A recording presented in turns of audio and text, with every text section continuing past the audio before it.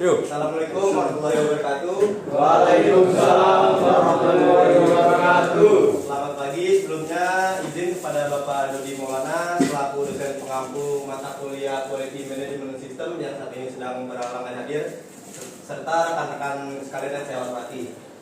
Sebelumnya perkenalkan, saya dari perwakilan kelompok 4 ingin mempresentasikan hasil manajemen sumber daya. Sebelumnya di sini memperkenalkan diri, saya Muhammad Iqbal Arisandi dan juga ada rekan kelompok saya, ada Rian dan juga Girsi Fadli dan juga Dian Baskoro yang saat ini berhalangan hadir juga. Sebelumnya ini ada pendahuluan atau latar belakang. Berhasilnya organisasi di era globalisasi sangat bergantung terhadap pengelolaan SDM yang optimal, di mana SDM adalah aset utama yang menjalankan strategi dan pengambilan keputusan. Di mana manajemen SDM ini mencakup seperti rekrutmen, pengembangan kompetensi, serta penciptaan lingkungan, lalu infrastruktur kerja yang mendukung dan uraian kerja. Selanjutnya ada tujuan dari pembelajaran kali ini, yaitu mendapatkan pandangan tentang apa sumber daya itu sendiri secara luas, lalu menjelaskan kelebihan-kelebihan personel, menyusun uraian kerja, menyediakan perlengkapan yang dibutuhkan oleh tim untuk melaksanakan berbagai tugas, dan merefleksikan pekerjaan dan lingkungan belajar saudara sendiri. Yang pertama ada manajemen SDM. Manajemen SDM atau sumber daya manusia adalah proses strategi untuk mengelola individu dan kelompok organisasi agar berkontribusi optimal. Tujuannya ini untuk menyeimbangkan kebutuhan organisasi dan kesejahteraan karyawan untuk menciptakan keunggulan kompetitif. Dan ada beberapa poin-poin dalam manajemen SDM ini, seperti perencanaan SDM ini seperti menentukan jumlah karyawan. Lalu ada rekrutmen dan seleksi, ini mencari dan juga menyeleksi karyawan. Selanjutnya ada pelatihan dan pengembangan. Keempat ada manajemen kinerja. Dan kelima ada kompensasi dan tunjangan seperti gaji karyawan. Yang keenam ada hubungan industrial. Selanjutnya ada uraian kerja. Uraian kerja ini adalah dokumen resmi yang merinci tugas, tanggung jawab, wewenang, dan hubungan kerja suatu posisi dalam organisasi. Dokumen ini menjadi pedoman bagi karyawan serta alat manajemen untuk rekrutmen, pelatihan, penilaian kerja, dan perencanaan karir. Uraian kerja ini ada beberapa poin seperti judul pekerjaan, tujuan pekerjaan, tugas dan tanggung jawab, kualifikasi minimum, hubungan kerja, dan lingkungan kerja. Selanjutnya ada analisis kerja. Analisis kerja ini adalah proses sistematis untuk mengidentifikasi dan mengevaluasi aspek penting suatu pekerjaan guna memperoleh informasi akurat sebagai dasar bagi uraian kerja, perencanaan tenaga kerja, rekrutmen, pelatihan, dan evaluasi kerja. Ada beberapa poin pada analisis kerja. Yang pertama ini wawancara, itu diskusi langsung dengan karyawan. Yang kedua ini adalah observasi atau mengamati. Yang ketiga ada kuesioner atau mengumpulkan data secara efisien. Dan yang terakhir ada catatan harian atau work diary. Selanjutnya ada kualifikasi dengan kesesuaian. Kualifikasi ini mengacu pada persyaratan objektif yang harus dipenuhi oleh seorang kandidat untuk dapat melaksanakan tugas dalam suatu jabatan, seperti skill, pengalaman, dan lain-lain. Sedangkan kesesuaian ini merujuk pada sejauh mana karakteristik pribadi seseorang, seperti sikap, kepribadian, dan lain-lain. Resikonya ini jika hanya mengandalkan salah satu antara kualifikasi dan kesesuaian. Yang pertama, munculnya konflik interpersonal. Yang kedua, tingkat loyalitas rendah. Yang ketiga, ketidakharmonisan dalam tim. Yang keempat, turnover tinggi. Lalu kinerja tidak optimal, ketergantungan pada pelatihan, dan keterlambatan pencapaian target. Selanjutnya ada infrastruktur. Infrastruktur dalam konteks manajemen SDM ini adalah mencakup semua sarana fisik dan teknologi yang menunjang kelancaran aktivitas kerja dalam sehari-hari. Infrastruktur yang baik menciptakan lingkungan yang efisien, aman, dan mendukung produktivitas. Ada beberapa contoh dalam infrastruktur seperti gedung dan ruang kerja yang nyaman, peralatan kerja dan mesin produksi, sistem teknologi informasi seperti jaringan komputer dan software manajemen. Lalu ada fasilitas pendukung seperti ruang istirahat, parkir, dan kantin. Lalu ada perusahaan yang berinvestasi dalam infrastruktur yang memadai akan lebih mampu menarik dan mempertahankan karyawan, serta menciptakan suasana kerja yang profesional dan kondusif. Selanjutnya ada peran infrastruktur. Jika terlaksana ini akan mendukung proses operasional, meningkatkan produktivitas dan efisiensi, dan menjamin keselamatan dan kesehatan kerja atau K3, lalu mendukung sistem informasi SDM itu sendiri. Dan jika peran infrastruktur ini tidak terlaksana, akan mengakibatkan menurunnya semangat dan motivasi kerja pada karyawan, lalu meningkatnya angka keluhan dan absensi, lalu ada munculnya risiko kecelakaan kerja, dan yang terakhir akan terhambatnya proses koordinasi dan komunikasi internal. Selanjutnya ada lingkungan kerja. Lingkungan kerja fisik merupakan kondisi nyata yang dapat dirasakan secara langsung. Menurut Sedar Mayanti pada tahun 2009, dia menyatakan bahwa fasilitas fisik dan sarana penunjang kerja yang memadai merupakan salah satu syarat utama terciptanya efisiensi kerja serta kenyamanan dalam menjalankan tugas. Lalu ada lingkungan kerja sosial dan psikologi. Ini merupakan aspek yang tidak terlihat secara langsung namun sangat memengaruhi semangat dan motivasi kerja karyawan. Menurut Robbins dan Judge 2013, dia menyatakan bahwa lingkungan kerja sosial yang positif dapat menciptakan iklim kerja yang mendorong produktivitas tinggi dan loyalitas. Selanjutnya ada peran lingkungan kerja dalam manajemen SDM. Yang pertama itu meningkatkan produktivitas dan kinerja karyawan, lalu menurunkan tingkat absensi dan turnover, itu dikutip oleh Sibuan pada tahun 2016. Lalu menjaga kesehatan fisik dan mental karyawan, dan yang terakhir mendorong komunikasi dan kerjasama tim yang efektif. Lingkungan kerja ini sendiri merupakan kombinasi antara kondisi fisik dan psikologis yang mendukung kinerja dan kesejahteraan karyawan. Ada beberapa aspek yang fisik yang meliputi itu sendiri seperti pencahayaan yang cukup, sirkulasi udara dan suhu ruangan yang nyaman, kebersihan dan keamanan lingkungan kerja, tingkat kebisingan yang terkendali. Aspek non fisik atau psikologis itu meliputi hubungan interpersonal yang harmonis. Dan untuk kesimpulan pada presentasi kali ini adalah manajemen SDM berperan penting dalam kesuksesan suatu organisasi dengan mengelola potensi tenaga kerja secara optimal atau SDM itu sendiri. Tidak hanya administratif, tapi juga strategis dalam pengembangan kualitas dan kesejahteraan karyawan. Poin-poin kuncinya adalah yang pertama, uraian dan analisa kerja itu merupakan fondasi sistem kerja yang terstruktur. Lalu keseimbangan kualifikasi dan kesesuaian itu penting untuk kinerja dan retensi. Dan yang ketiga, infrastruktur dan lingkungan kerja untuk meningkatkan kenyamanan, keselamatan dan produktivitas. Penerapan manajemen SDM yang menyeluruh menciptakan organisasi yang adaptif, kompetitif, dan berfokus pada pengembangan SDM sebagai aset utama. Itu adalah materi tentang manajemen sumber daya. Mungkin ada audiens yang ingin menanyakan pertanyaan dari materi ini, boleh angkat tangan dan memperkenalkan diri dari kelompok berapa.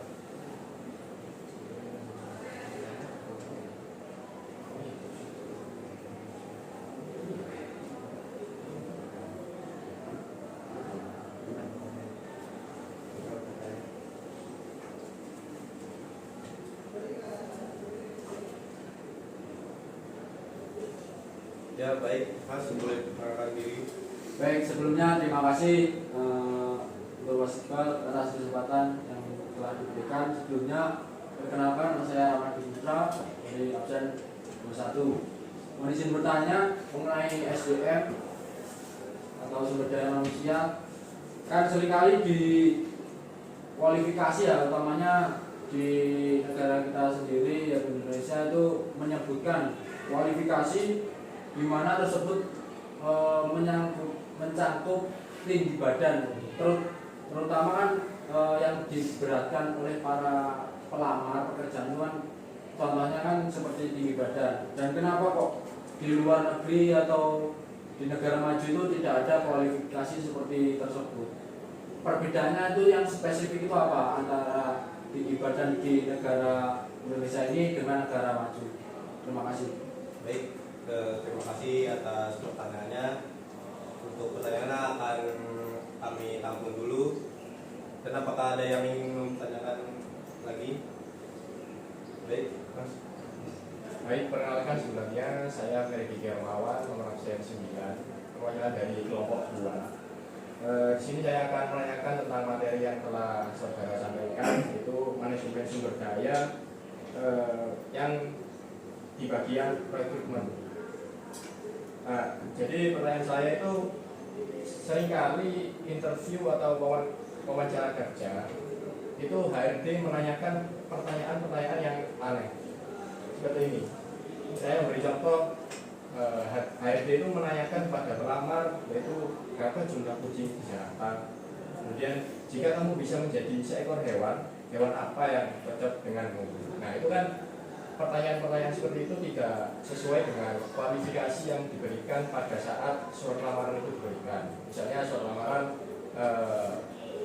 pekerjaannya yaitu teknisi elektronik. Nah, itu kan paham tentang rangkaian listrik, paham untuk mendesain PCB atau pemrograman dan sebagainya. Nah, di situ kenapa HRD ini menanyakan pertanyaan-pertanyaan yang aneh, dan bagaimana kita sebagai pelamar itu untuk menjawab pertanyaan ini, solusinya bagaimana? Seperti itu kan sudah jelas-jelas pertanyaan ini tidak sesuai dengan kualifikasi yang telah diberikan di surat lamaran awal. Seperti itu. Baik, terima kasih Mas atas pertanyaannya. Mungkin ada lagi dari audiens yang ingin memberi pertanyaan.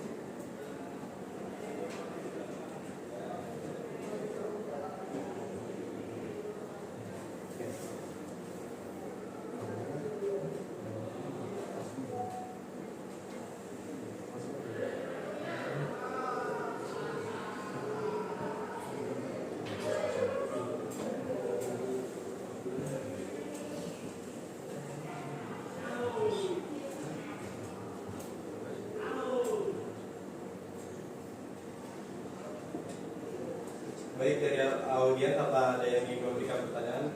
Jika tidak ada pertanyaan, cukup dua tadi.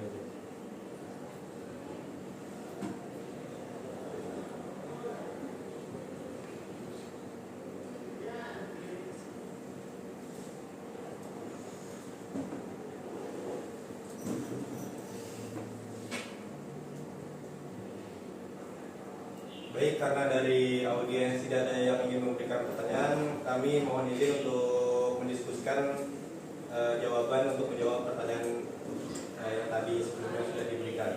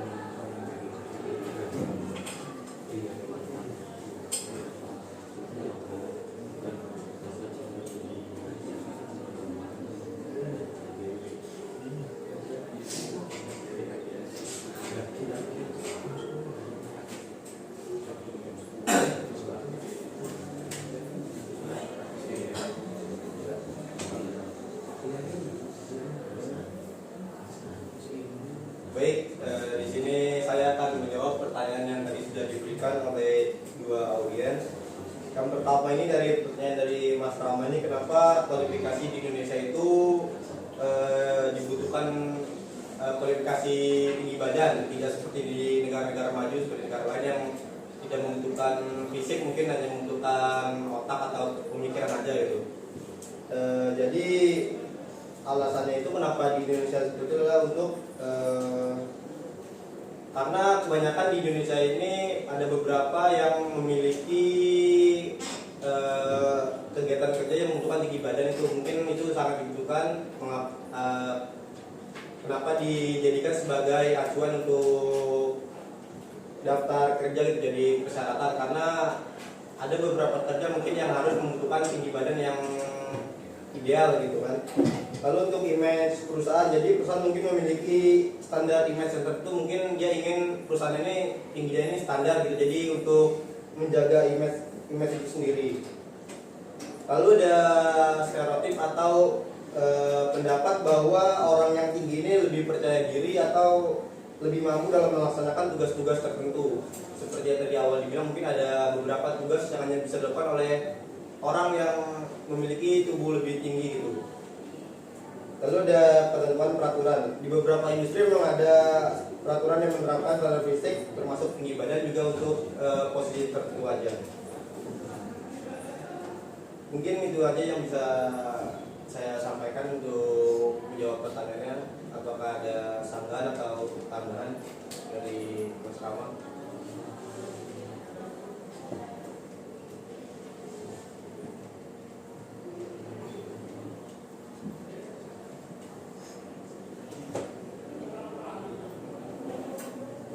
Mohon izin menyampaikan sedikit. Baik.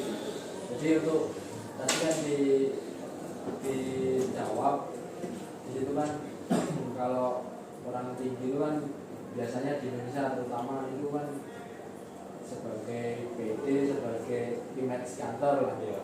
Jadi kalau di negara maju itu tidak butuh gitu kan. Seperti maksudnya kan orang kantor tetap di Indonesia itu kan maupun jadi orang kantor maupun jadi orang berkorban kan tetap ada kualifikasi tersebut. Dan di negara maju itu kok sedikit yang butuh seperti itu maksudnya gimana kalau contohnya di negara maju? Mungkin di Indonesia ini kan seperti di awal, mungkin dibandingkan dengan negara maju, mungkin negara Indonesia ini belum maju dalam menentukan kualifikasi ya. Mungkin perusahaan ini punya gengsi gitu apabila karyawannya ini tidak hafal dari tinggi badan gitu, jadi untuk menjaga image-nya itu sendiri mungkin dia tidak mau ini memiliki karyawan yang tinggi badannya tidak rata atau di bawah minimum kualifikasinya gitu. Kalau negara maju ini mungkin dia sudah tidak berpikir pada image itu sendiri mungkin masih terpikir, cuman tidak terpikir untuk tinggi badan, mungkin yang lainnya gitu. Karena kan untuk negara maju ini dia berpikir pada kemampuan pada karyawan itu sendiri mungkin. Mungkin itu yang bisa saya tambahkan dari Sandra. Baik, terima kasih Mas Iqbal. Apakah dari audiens lain ada tambahan atau sanggahan dari pertanyaan ini?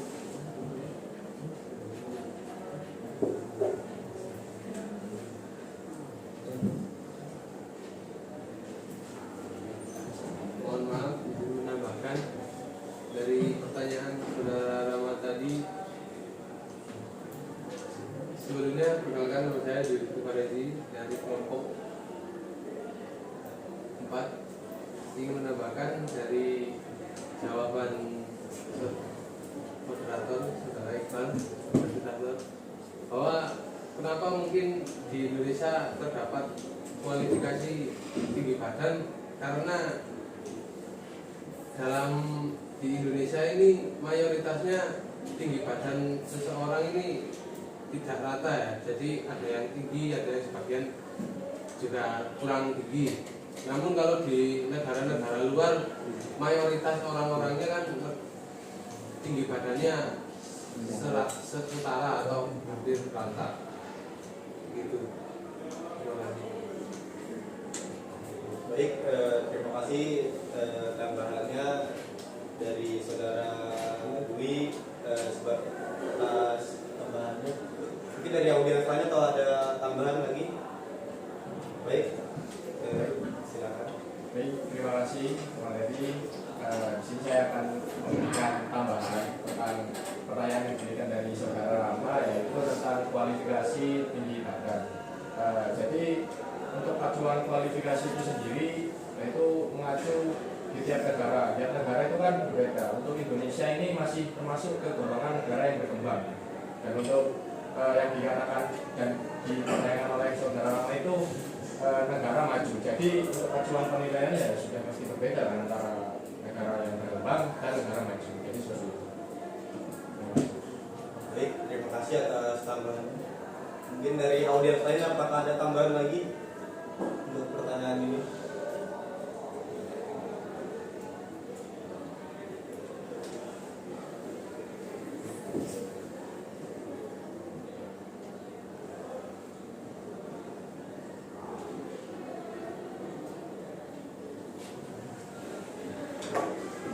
Baik, karena tidak ada tambahan dari audiens lain, mungkin saya akan melanjutkan menjawab pertanyaan yang kedua, yaitu dari saudara Ferry. Tadi pertanyaannya, kenapa sih perusahaan sering memberikan pertanyaan yang menyimpang dari lamaran kerja, seperti mau jadi hewan apa, atau mungkin saya pernah lihat itu berapa banyak kendaraan yang dilewati untuk menuju kantor itu sendiri. Kenapa nggak ditanyakan untuk gunanya kualifikasi apa yang kita lamar gitu, seperti kita mau melamar elektro harusnya adanya rangkaian listrik dan sebagainya. Jadi perusahaan ini dia untuk menanya seperti itu karena untuk mengukur kemampuan kita berpikir dalam keadaan yang tidak terduga gitu. Jadi perusahaan ingin tahu bagaimana kita menghadapi suatu masalah yang kita tidak duga-duga gitu. Mengukur kesiapan apa kita menjawab pertanyaan itu. Lalu yang kedua ini untuk menguji kreativitas. Jadi pertanyaan itu dapat membantu perusahaan menilai kemampuan yang berpikir di luar kendali kita gitu, di luar yang kita rencanakan. Lalu yang terakhir ini menilai kemampuan menghadapi tekanan. Dan untuk solusinya itu untuk menjawab pertanyaan itu adalah yang pertama pasti tetap tenang agar kita tidak menjawab pertanyaan yang asal-asalan. Lalu untuk kita menanyakan klasifikasinya, lalu kita berikan jawaban yang logis dan juga tunjukkan kemampuan kita dalam berpikir pada saat yang mendadak gitu. Lalu yang kelima, fokus pada pertanyaan kita sendiri atau jawaban kita sendiri. Mungkin itu aja yang bisa saya jawab dari pertanyaan tersebut. Apakah ada sangkaan atau tambahan? Baik, apakah dari audiens lain ada tambahan atau sanggahan dari jawaban saya? Baik, Mas. Baik, terima kasih. Mohon izin menambahkan sedikit dari jawaban Saudara Iqbal. Jawaban yang tadi soal dari pertanyaan Mas Ferry. Saya Ramadi Putra dari kelompok 6 izin menambahkan sedikit mengenai pertanyaan tersebut. Disampaikan kan tadi ada pertanyaan saat wawancara ya yang ditanyakan oleh HRD itu, contohnya yang disampaikan dari pertanyaan saudara penanya tadi kan ada kalau mau jadi hewan saudara itu milih jadi hewan apa. Mungkin dari pertanyaan tersebut itu mengarah ke HRD itu mengarah ke psikologis pelamar ya, mungkin ke psikologis pelamar atau kepribadian. Jadi umpamanya memilih hewan apa itu kan dari jawaban tersebut itu kelihatan pribadinya pelamar itu seperti apa. Mungkin dari HRD kan seperti itu. Terima kasih. Baik, terima kasih saudara atas tambahannya. Apakah dari audiens lain ada tambahan dari pertanyaan ini?